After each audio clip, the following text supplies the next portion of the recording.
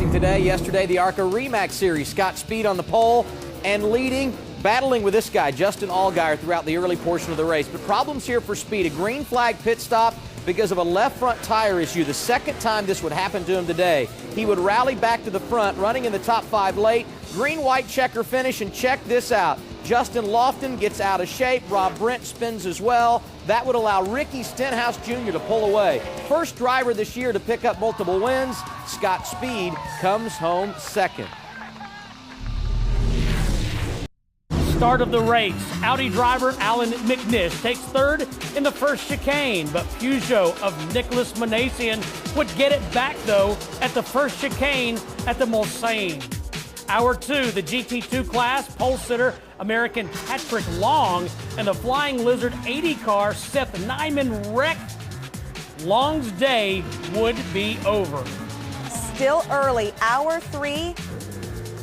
The Peugeot of Christian Kleen was in the lead, but he gets black flagged, has a headlight out. They make a driver change. Ricardo Zonta, you see him having problems with the seat belts. Hour 13, the number 8 Peugeot of Alex Burtz in the pits, the first of a few Peugeot trips to the garage for cleaning out the radiators. Hour 14, the 63 Corvette of Johnny O'Connell is heading into the pits when he runs into the number 33 Speedy Racing Team, Lola Judd. O'Connell would continue. The rain hits Le Mans, track conditions deteriorate, and the number 87 Ferrari spins off. The Orica Judd of Marcel Fossler suffered a wreck and had to be taken to the hospital earlier in the night.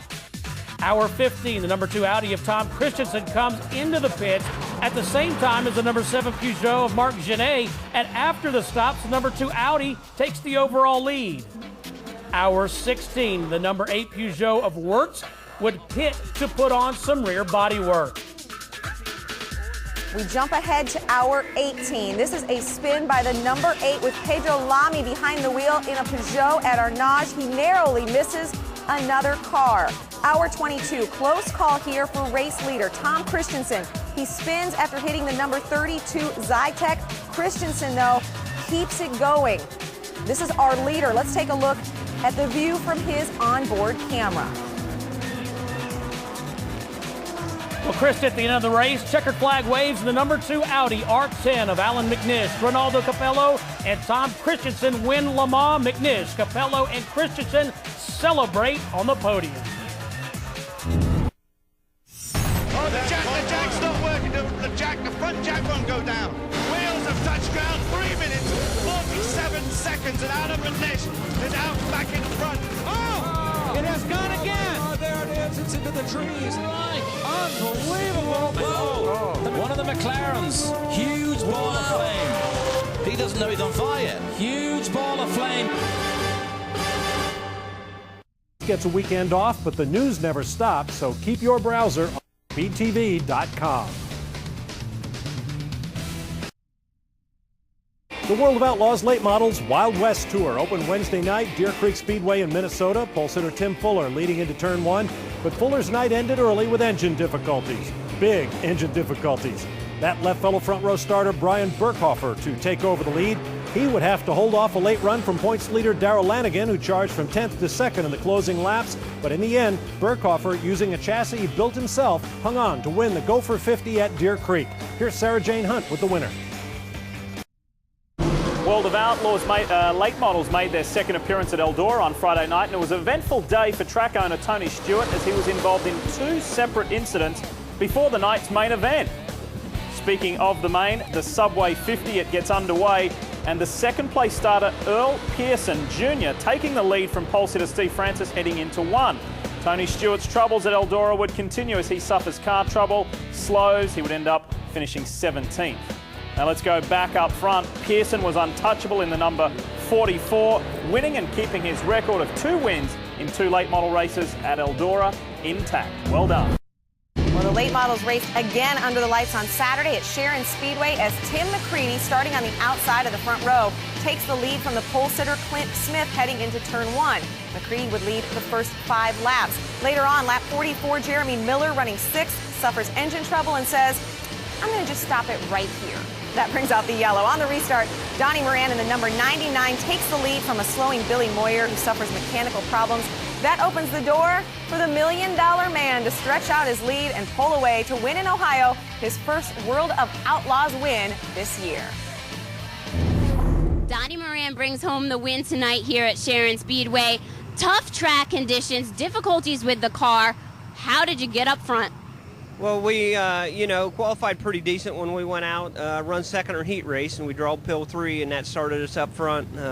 Got the lead there early, and the lap car kind of messed me up a little bit. And Billy got the lead on us, and he had a little bit of misfortune, and things worked our way.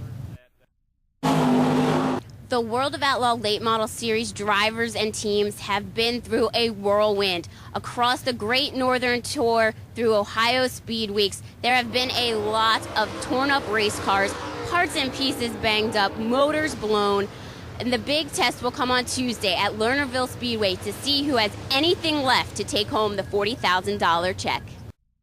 The Fact of the Week is brought to you by Carfax. The number 2 Audi has been the number 1 car in the American Le Mans Series this year, and after a dominant result at Mid-Ohio last time out, Marco Werner and Lucas Luhr wanted back-to-back overall wins. But at Road America this weekend, there was a surprise from Andretti Green's P2 Acura. And that surprise was Frank Montagny splitting the Audis in qualifying, but too much straight-line grunt from Emanuele Pirro got him by the Frenchman as he followed his teammate into turn 1. Scary moment for Gilles de Ferran. He collides with the GT40 Ford of Lazzaro, and that caused the first yellow. Another heart-in-the-mouth moment. Rookie James Rossiter drives the AGR Acura off at the carousel, but miraculously, he continues. Lap 82, the number 4 Corvette of Ollie Gavin goes off course on the backstretch, loses the class lead to teammate Magnussen, and exposes Road America's signed recycling program. 6 laps later, heartbreak for second place Adrian Fernandez. He suffers rear suspension failure, hits the gravel, and almost went over. That caused another caution. Check this out, Marco Werner on the restart with the pass of the day. Frank Montagny and David Brabham had nothing for the awesome speed of the Audi R10. Same lap, and a little later, Frank Montagny, a low percentage move, collides with a GT2 car, and that cost him a class win. Frustration. Final lap, Farnbacher Lowell's Porsche driven by Dirk Werner defends. Salo goes for the big move, spins, and back out front, Marco Werner takes the overall win with teammate Marcel Fassler, who great ALMS debut finish following him home. Marco Werner and Lucas Luhr make it win number 6 in the 2008 ALMS season. And Marco, this one, you finally get an overall win back at Road America again, but this one was not easy, was it? No, it wasn't easy. But at the end, everything was fine, and happy day for Audi, so we are very happy. What you mean maybe is the last yellow, and then I was sticking behind these Acuras. They give me a lot of dirty air, and so I lost the downforce. I was with all 4 wheels in the old Toyota bridge corner on the grass, but I managed.